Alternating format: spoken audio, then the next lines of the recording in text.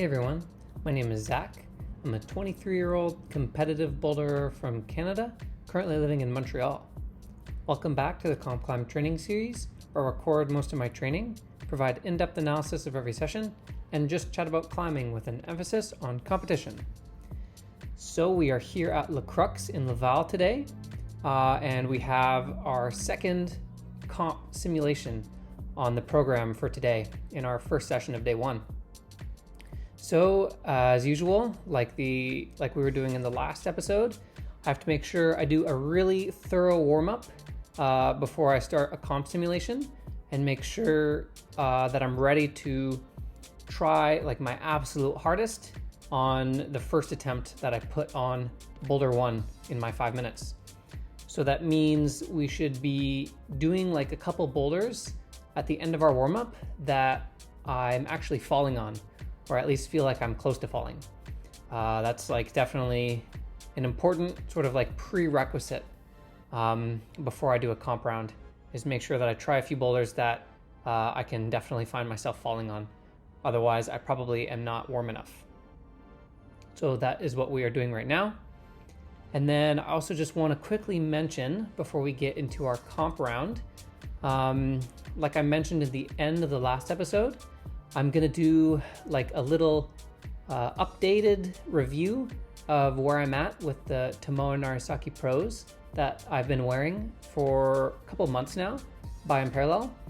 And so that's just gonna take place at the end of this episode. And it is also time-stamped in the description.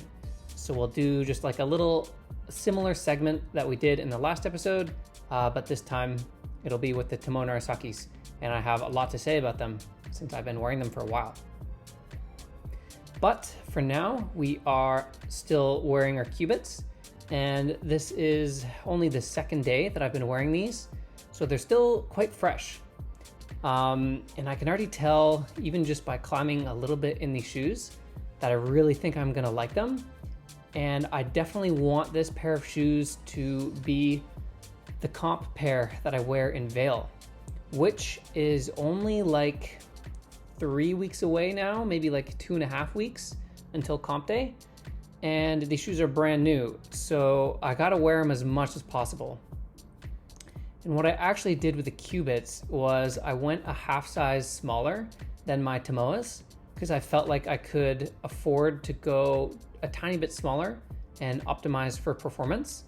The Tomoes were super easy to break in because I sized them quite generously.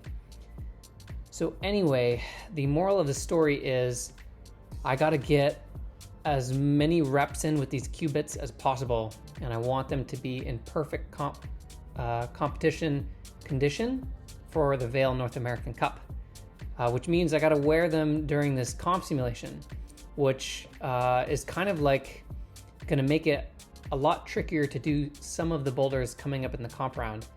But I actually sort of just am gonna embrace it, and I'm intentionally gonna almost go try hard mode on some of these boulders, because brand new shoes is not what you want to be wearing to smear on volumes really, really well, which we're gonna be doing a bit later. But I wanted to, I really gotta break in these Cubits. But anyway, on this first boulder that we're starting on, the smearing is not coming too much into play, and the Cubits are working just fine. And this one was a nice boulder to start on. I always try to pick 5 boulders for a comp simulation and really try and order the boulders in a way that I think you would see in an actual competition. So you can see we're about to move on to a slab. And for those that have been following the channel for a while, you'll know that I usually like to do slab boulders at the end of a session after I've done, I like to start with the powerful boulders.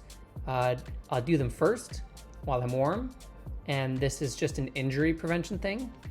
If I were to start with a slab, a few slabs, and then have my fingers cool down a lot, and then go try some super finger intensive boulder, I find that's just a way that I can hurt myself.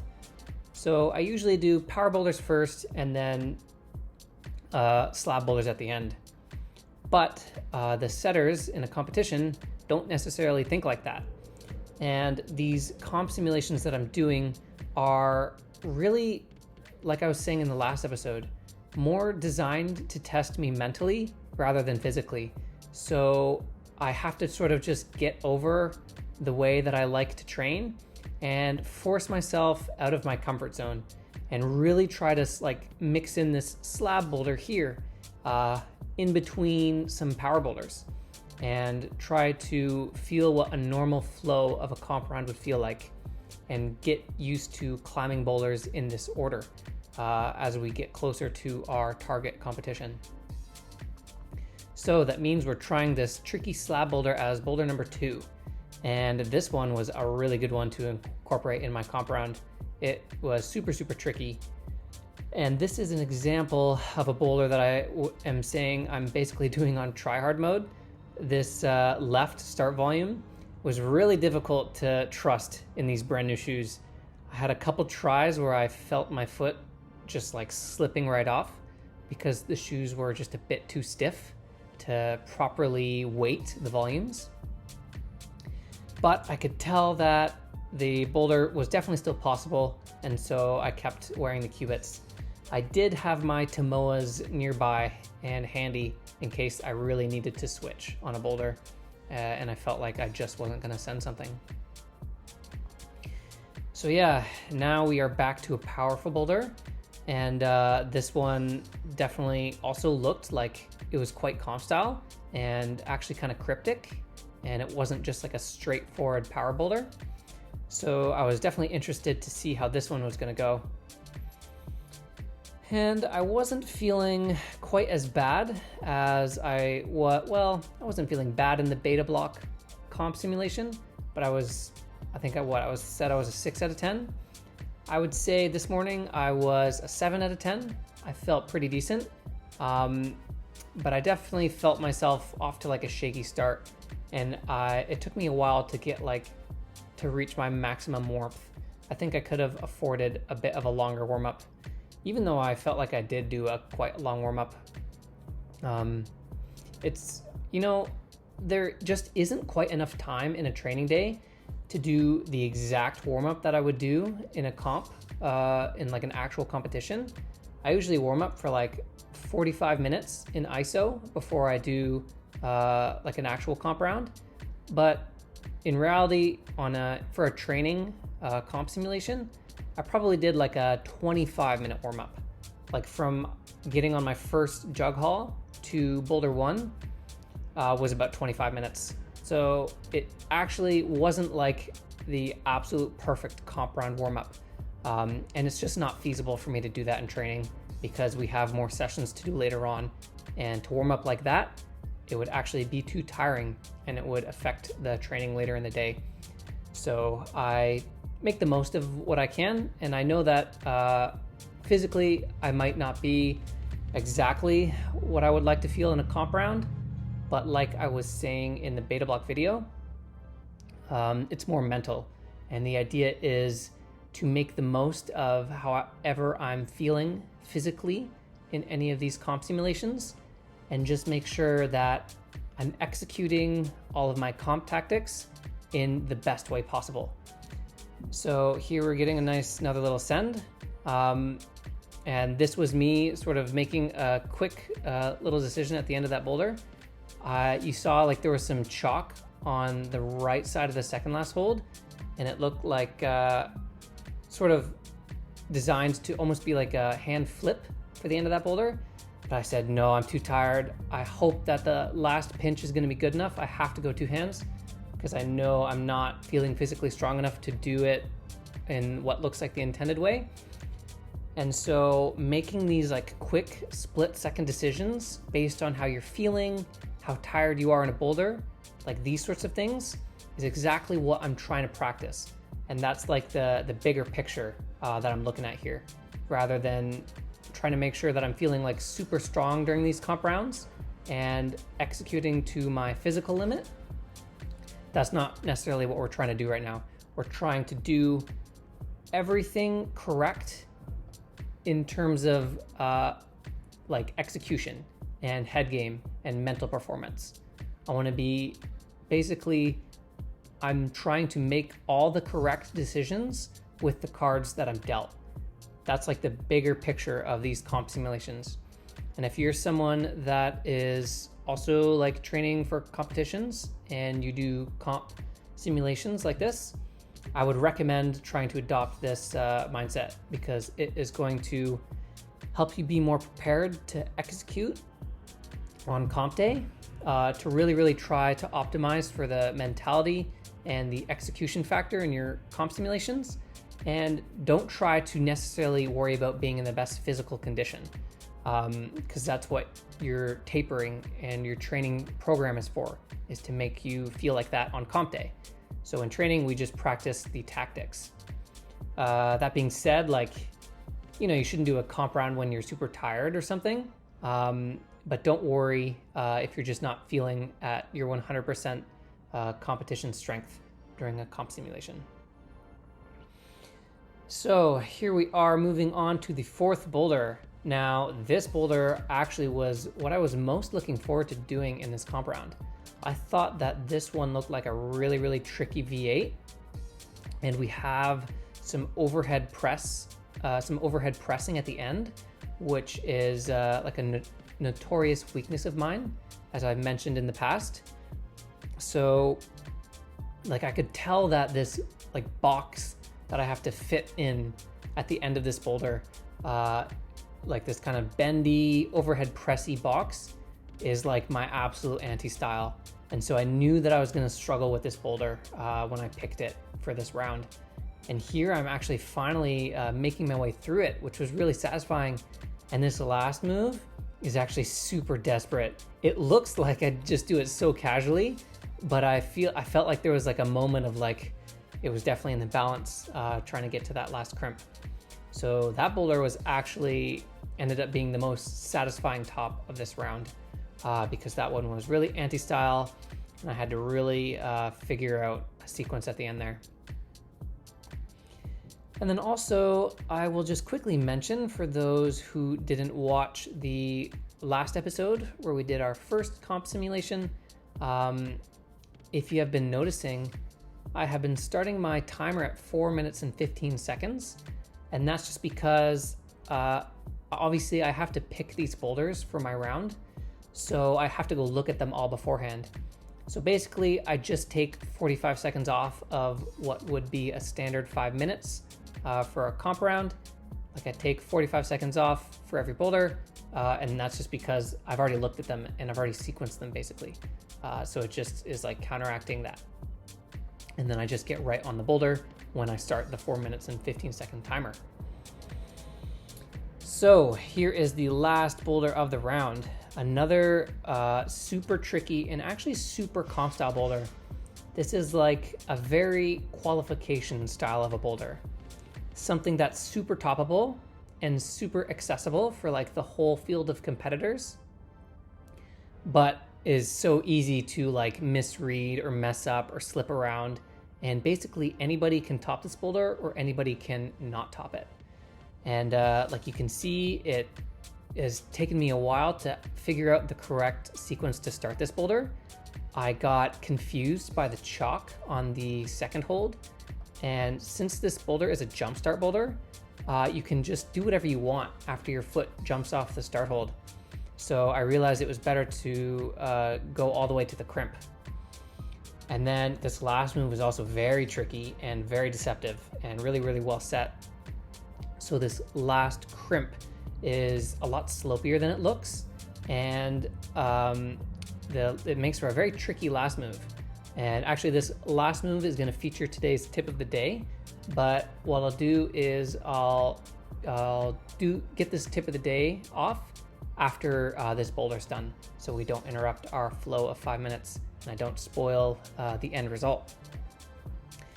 But yeah, basically this finish hold is like, it's very important that I don't shift my center of gravity too much in order to stick this last hold.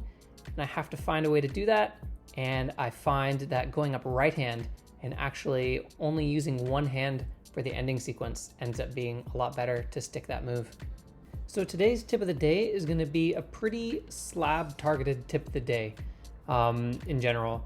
And so obviously it's going to have to do with this last move that we just saw on this last comp boulder. And this style of move is very common in comp style slab boulders and just in a lot of general slab climbing as well.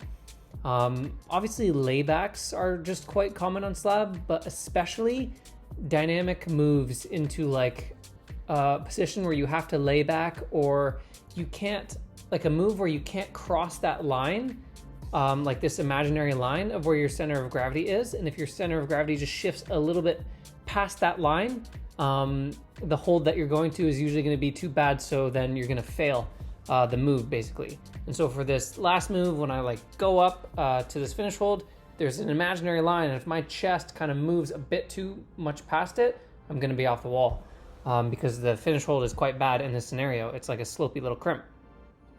So basically the tip of the day for today is to always try and take this line of the line of center of gravity into consideration with a lot of these types of moves. And this is like a very important fundamental slab technique to always keep in mind. And probably the most two common instances of types of moves where you're going to really have to think about like making sure you don't pass this line are moves where you got to rock up and stand up on one foot, or a move like this where we're going to go up to a hold, but it's going to be too sideways to the point where we need to lay back on it. And so let's talk about this scenario where we obviously have a hand hold to go to rather than it being like a no hands position. This finish hold, so this move is like very deceptive, and this is why it's a good comp style move. At first glance, you think, okay, I want to have my right hand here and then go up with my left hand because I get to have two hands on at the wall at the same time. But in reality, keeping both of these hands on, because I'm going up with my left, it's putting more of my chest over to the right, and more of my center of gravity is passing this line that we don't want to pass when I go up with my left. So in reality, actually having two hands isn't really helping me. And the way I end up doing the move, where I just kind of use one hand in the whole last move sequence, is actually better, which is interesting, right? Using one hand is better than two in this scenario. And that's just because by going up with my right hand, I get to lean way more to the left and have my body not cross this line, like this center of gravity line that we can't pass. And so I was thinking to myself on this last try, I'm like, okay, this last hold is clearly really bad. I need to be able to stay as much to the left as possible in order to not tip off the wall. And I think the best way to do that would be to actually go up with my right hand and really dodge this invisible line, whereas the left hand is kind of like a trap. So basically the moral of the story, and the thing to keep in mind, and a way we can sort of summarize this tip of the day, is to, when you find yourself on a slab, trying to find that perfect balance point. Usually it's going to be a layback or a no hand, or a stand up into a no hand sort of thing. Try and visualize that line, like find where that line is, and use that as context to sort of think around. Like think around the move in regards to the line. How am I going to best tackle the sequence to make sure I don't pass that line, that tipping point, and really try to play around that. And that's what I try to do mid 5 minutes on this boulder, which is always the tricky thing, is to like try and remember all these tricks and tips in 5 minutes and try to apply them on a boulder you've never seen before. And that's why I was really satisfied to get this one done, and it was a good comp boulder. But anyway, yeah, today's tip of the day. Always pay attention to your invisible line on the slab in terms of the do not pass center of gravity. So that wrapped up our comp round. I thought it was another perfect round of boulders that I picked for myself. They were all like the perfect difficulty for what I'm looking for. I don't want boulders that are too hard to the point where I'm like just falling on the last move all the time. And, falling on the first move all the time and not really making any progress, and therefore not actually practicing my mental tactics. And I'm training for the Vail North American Cup right now. So I'm not currently training for like a World Cup or something where the boulders are like ridiculously hard. the level of the boulders at the Vail North American Cup are all going to be well within my ability to send. Like, yes, there will be some hard boulders, but like we just saw at the Salt Lake North American Cup, a lot of the rounds actually came down to execution. And the boulders are actually probably, like in Salt Lake, they were a very similar difficulty to even the boulders that we got on today in our comp round and the ones in Beta Bloc in the last episode. I mean, maybe the Salt Lake boulders were probably just a touch harder because everyone is like feeling pretty peaked for that event. And these comp rounds that we've been doing have just been like training, but they definitely aren't much harder than these boulders. Okay, let's say except for the finals round. The finals round in the Salt Lake City North American Cup was really hard.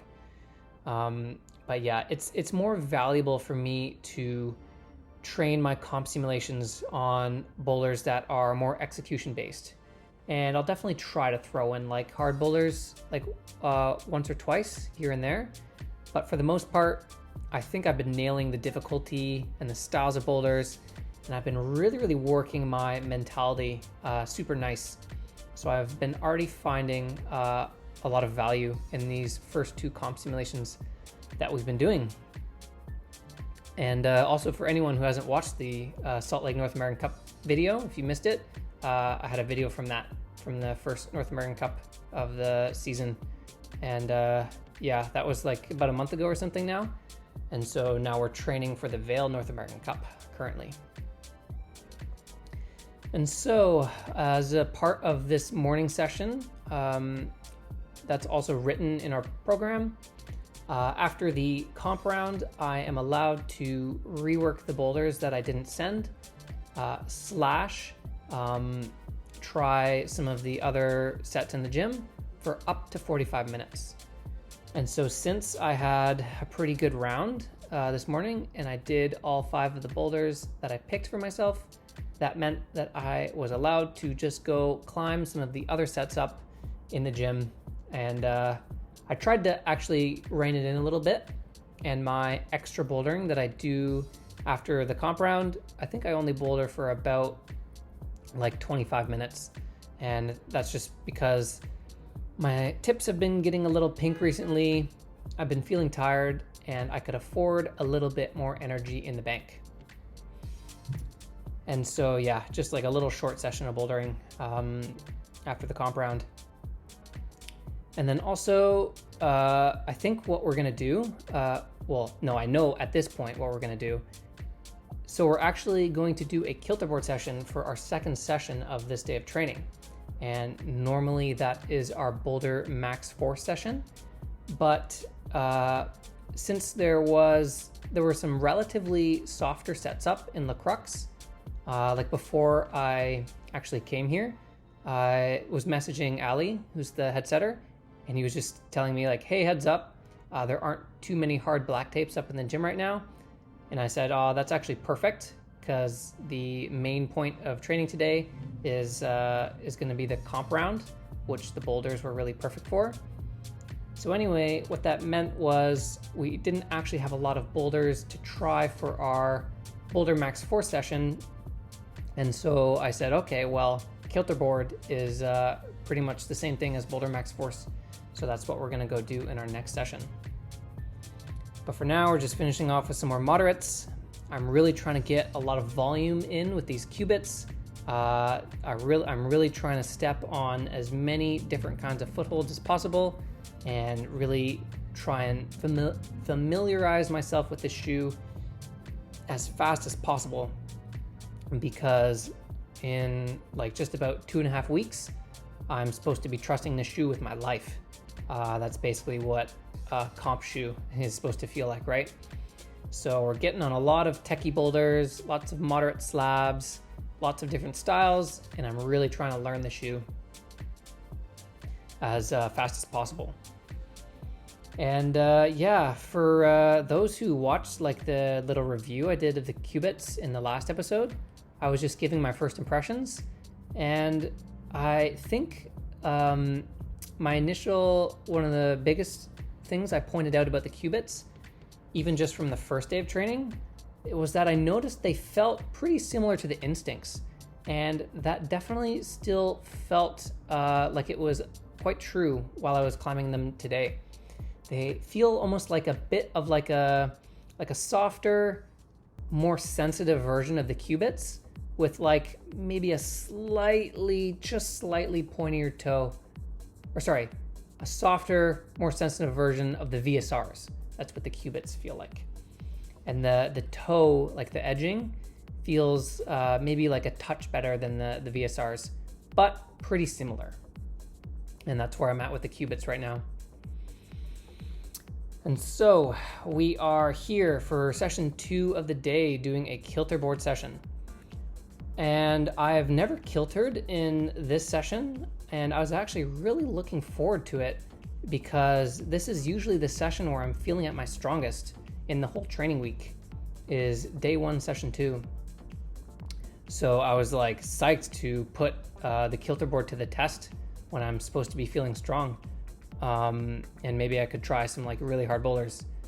But I don't know what was up today. Like in recent weeks, I've never felt bad on this session.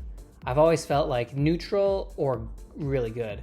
But today, the Kilter board gods just said, yeah, no, Zach, you're gonna feel like toast on this session. My fingers just felt like dead. Like they just would not warm up. So it kind of sucked actually. This Kilter board session ends up being a bit of a wash. And this 10 here, I try to put like a few attempts on it and I can just feel like my joints are failing and it almost feels like scary to try hard. Like it almost feels like I could hurt my fingers. So I only Kilter for like 20 minutes before I call it. I definitely don't want to pick up a finger injury, and I can tell that I can afford to like just save a bit of energy in the tank, especially as we're getting close to Vail and we're trying to taper and peak. I don't want to be feeling tired all the time, so it's okay if I call some sessions short here or there. So that's what I did with this Kilter session. So I'll fast forward to future Zach as we jump into day 2 of training.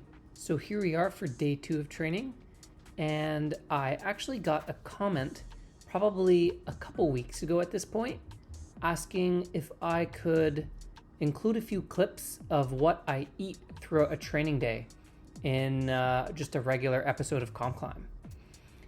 And I thought that this was a really good idea. I've been meaning to get to it for a few episodes now, but I keep forgetting to film what I have been eating throughout the day. So I finally remembered to film all of the meals and snacks that I ate throughout today's day of training. And I'm gonna incorporate it in this day of training, which is gonna be our campus day, our endurance day, our workout and hangboard. I've also gotten like a few requests in the past to make like a sort of a full-on like diet video, or at least how I approach my nutrition. But the reason I don't think there's much value in me doing a video like this is because I don't go too crazy with my diet and I don't put that much thought and effort into it. I just have like a few basic things that I do, which I think I could explain quite briefly, and there's no need to make like a dedicated video about it. So while we are doing our campus session at Offsite here, it's been a little while since we've been to Offsite, but I was psyched to come here today for their really good spray wall, which is really good for campusing.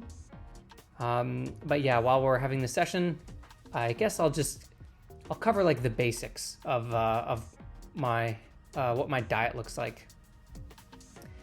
So the long story short with my diet is that I have like a pretty strong metabolism, I would say.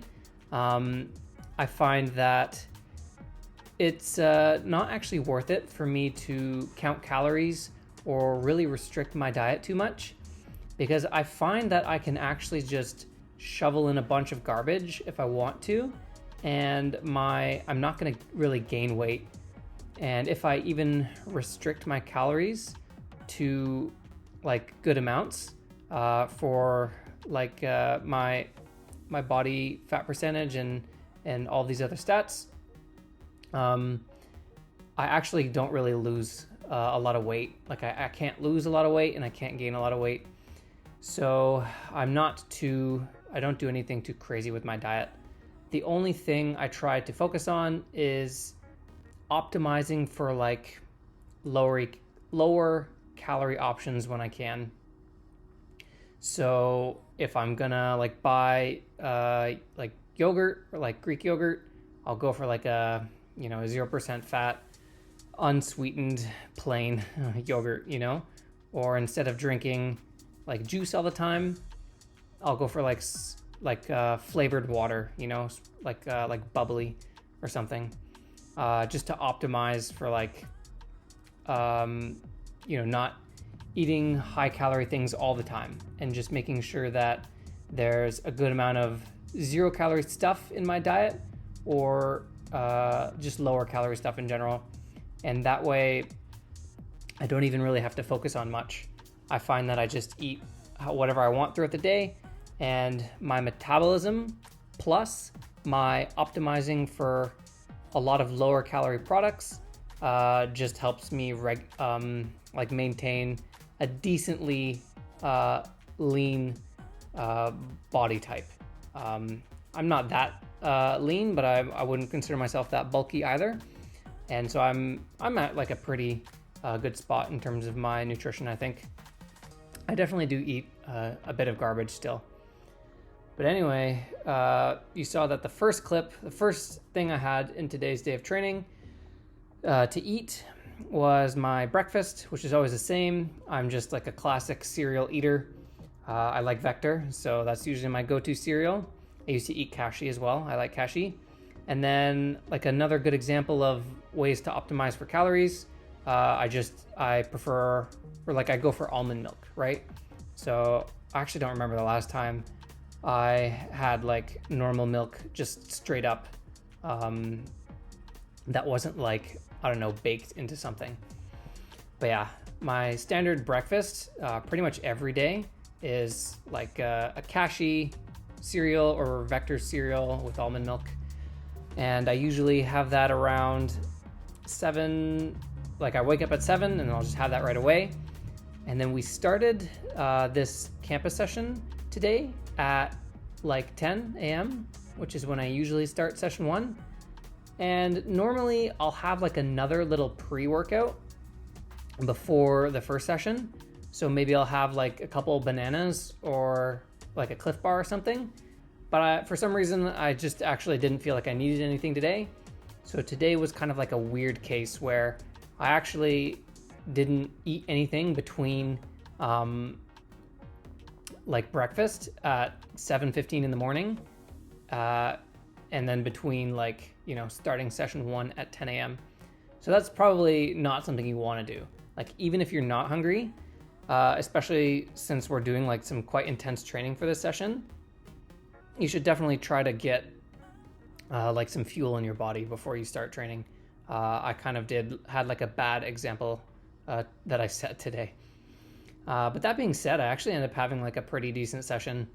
We did some nice moving on the campus wall, and now this endurance that we're doing immediately following the campusing actually turns out to be one of the better endurance sessions that I've had.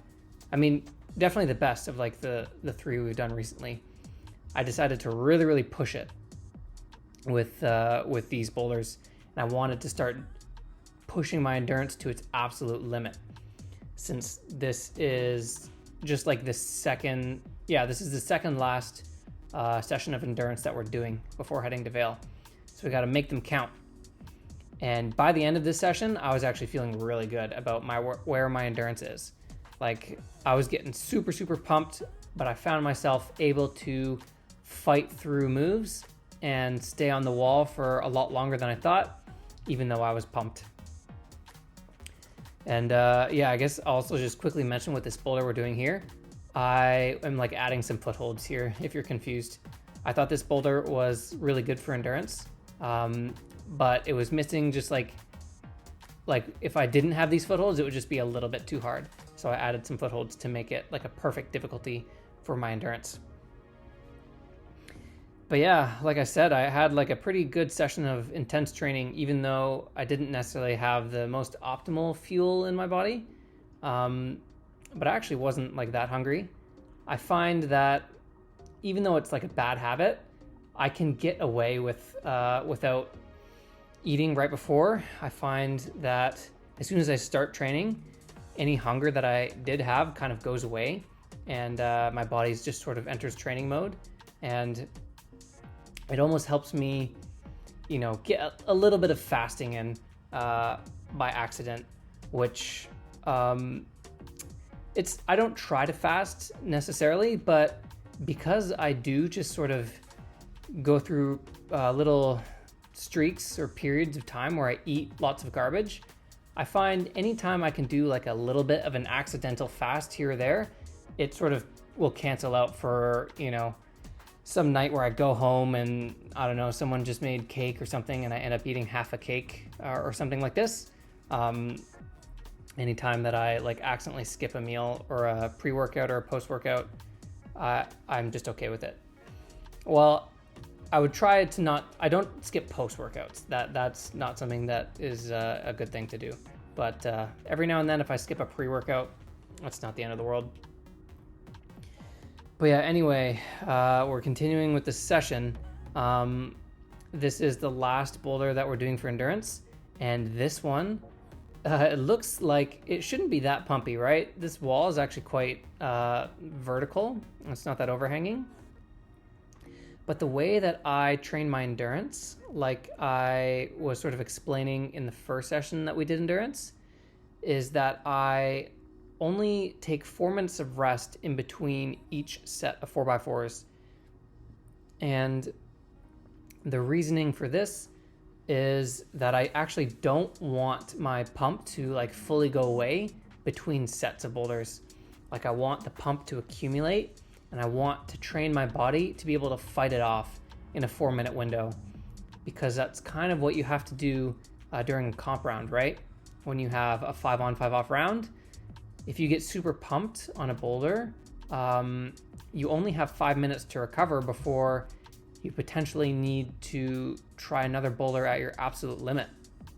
And so that's why I try to train my endurance to be able to recover in 4 minutes, and try and fight the pump that's accumulating from set to set, because that's what is going to happen from boulder to boulder in a comp round. And that is the logic there.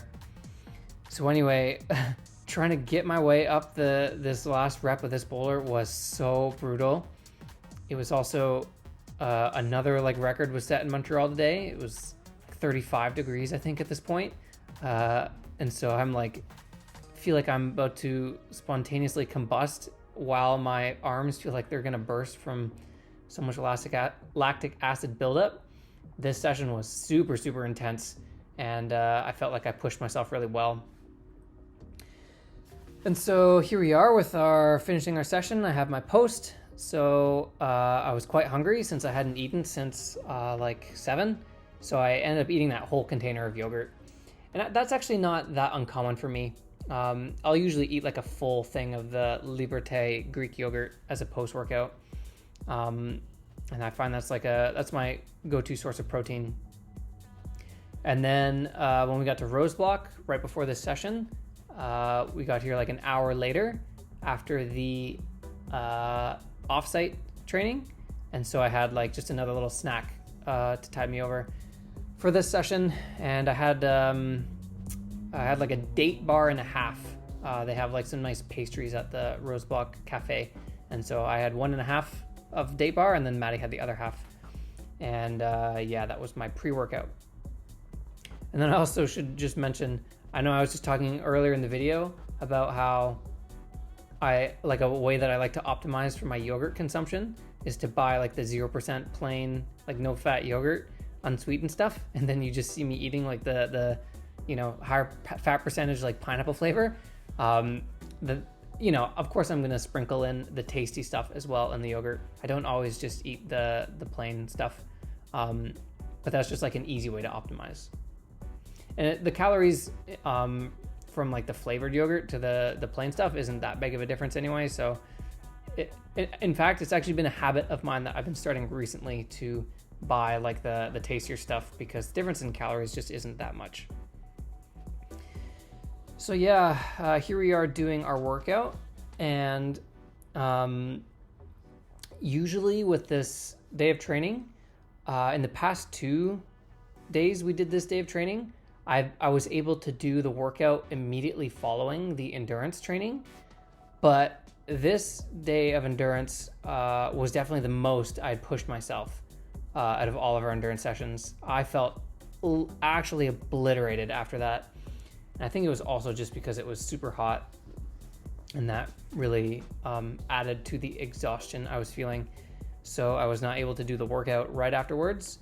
So that is why we are doing it like about an hour and a half later, because I was just way too exhausted to do it right afterwards.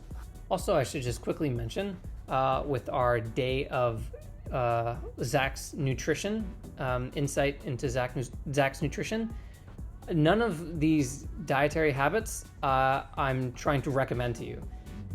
I think this is just purely like fun and potentially interesting for those who like want to kind of see what my diet's like. But like I said before, I don't put that much thought and effort into my diet, and it's by no means perfect. I find that this is just a healthy like sort of nutrition plan that works for me, and that's like the bigger picture. Is in regards to diet, I think everyone is going to have like a different style of nutrition that's going to be healthy for them. Like for example, Maddie likes to intermittent fast, and I could never ever do that. So all these habits that and like all these foods that I'm eating, this is just what I find works for me and helps me maintain the weight that I want to maintain, and habits that keep me like not hungry throughout the day and like happy about what I'm eating and content and not having nutrition weigh on my mind all the time. So I'm not necessarily recommending any of these nutritional habits. I just think it's interesting to share. So anyway, when the training day was concluded, I got home and Maddie made me a couple chicken burgers, and that was my post-workout for the day.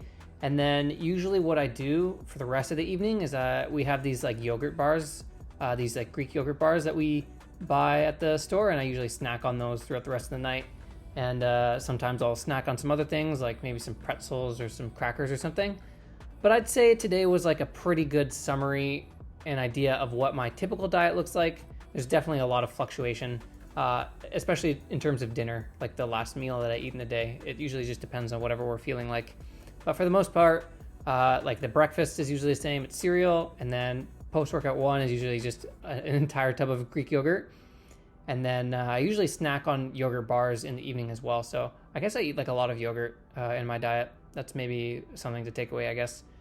But yeah, that wraps up our couple days of training. But now we have the full review on the Tomoe Narasakis coming up for those who are interested. So before we get into our Tomoe Narasaki updated review, I just want to shout out some new Richardson's Climbing merch that you can find on our website. So Maddie recently put together this epic selection of t-shirts and hoodies with a pretty fun design of cut feet. And so if you are interested in supporting the channel or buying a cool climbing shirt, you can head on over to our website, and the link is in the description. And yeah, it's a good way to support the channel.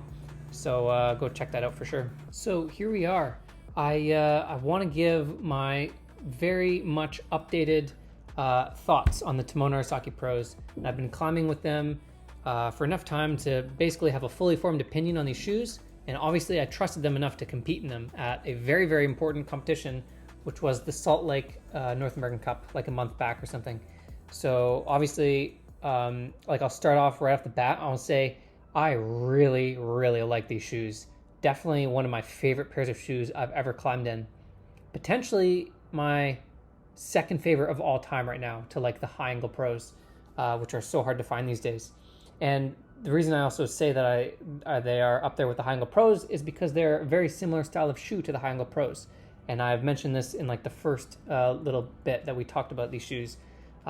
Anyone who's like a high angle lover and is struggling to find them like I was, this is a really, really good substitute to Moa Pros. Yeah, like obviously I trusted them enough to compete in them. First, I'm going to talk about like the best parts about this shoe in my opinion. I got a couple things to cover for sure. So I think that these shoes are probably the best slab shoes that I've ever worn. Pretty much these and the Hangboard Pros are like my favorite shoes that I've ever worn for comp style slab bouldering. They are like, I thought they were stiff shoes the first time that I was wearing these. And there were actually a couple comments pointing out this fact as well, that a lot of people will start off thinking that these shoes are quite stiff. They're really interesting how they soften up a lot over time, but still maintain like a strong enough like edge of the toe where you feel solid on small footholds. So I'd actually like consider this shoe like sort of a soft and stiff hybrid almost, and that's why I really like them, because that's what you really want in a comp style shoe, is something that's soft enough to smear on volumes, but also is still going to allow you to stand on small footholds and edge properly. And I'm not someone who likes to bring out like an extra pair of shoes onto the mat during a 5-on 5-off round and have to switch to like a good shoe for small footholds if I'm wearing soft shoes. I really can't stand that. I find it super distracting. So I'm definitely someone who wants to find like a one style of shoe that fits all, like a jack of all traits of a climbing shoe, right? That is just the most optimal for all of the worlds. So this is definitely like I could just stop trying on parallel shoes altogether and be satisfied with this Tomoe Narasaki Pro. But I definitely, of course, I want to try out the other shoes as well. So yeah, they are really good for volume smearing. They're really soft, and I really trust the volumes. The rubber also feels really, really sticky. And Parallel is known for its sticky rubber. But at the same time, like I was saying, the toe feels really solid, and it's also like a really sensitive edge. So I can really feel the footholds that I'm standing on, which is another great thing that I actually haven't been used to for a while. I found that the Instinct VSRs were not very sensitive, and I had to get used to a climbing style where I actually didn't really feel the footholds I was standing on. But when you learn how to use the VSRs, you learn to trust the footholds. But switching over to these, I found that the sensitivity was like a really, really big plus, and I could really feel the footholds and the edges that I was standing on. So yeah, an amazing comp style slab shoe, and that's like probably one of my favorite parts about the shoe is it's really, really good for slab. A couple other quick things I'll point out that are really good about this shoe, but I also mentioned this in sort of our Qubit review, so I'll just keep these points brief, is that the shoe is indestructible. This shoe is not going to break or rip or tear until you get like a hole on the typical part where you get a hole on your edge, or like maybe from like toe drag against the wall, like up here. But the reason I say it's indestructible is just because I don't know how they do it, but in Parallel, and same thing with like 510, because I think in Parallel has some of the old 510 shoe designers, they construct their toe rubber so well. Again, I don't know how they do it, but you can abuse this toe hook as much as you want. I can toe hook the sharpest things and just over and over again, and it's not going to peel.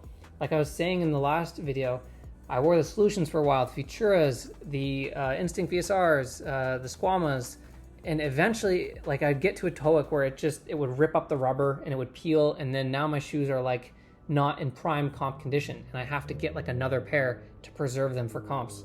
But this shoe, I have toe hooked so many things without holding back at all, and it is just perfect still. And I've had these for a couple months at this point. And again, full rubber heel, like I was saying with the Qubits, amazing. You're not going to get any ripping of the heel because there's like a gap in rubber, so it's super good for that.